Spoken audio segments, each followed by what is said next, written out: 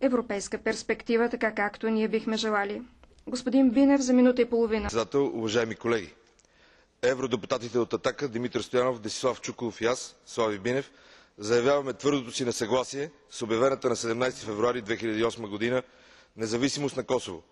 Този акт на едностранен сепаратизъм е недопустим прецедент в международните отношения. Като европейски депутати смятаме, че Косовското областно събрание няма правомощия за приемане на акт по независимост и затова считаме сепаратисткото правителство, съставено от доказани наркотрафиканти и военнопрестъпници, за нелегитимно.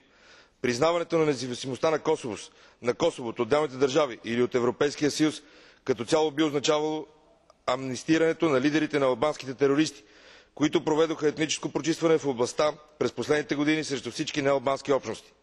Изразяваме нашето изключително отвращение и възмущение, че това етническо прочистване и разрушаване на стотици средновековни православни храмове в областта Метохия, Косово, ставаше пред очите на международните сили за сигурност, на НАТО и на ООН. Имайки предвид извършените престъпления, ние се обявяваме твърдо против изкуственото създаване на нова мюсюлманска държава, чиято единствена цел е да служи за междинна база на трафика на оръжие, наркотици и хора към Западна Европа.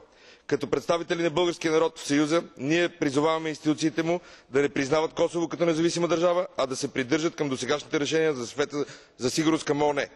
Също така призоваваме Съвета за сигурност за решителни действия за спазване на статуквото и преодоляване на сепаратистките тенденции в името на политическата стабилност на Балканския полуостров. Благодаря ви.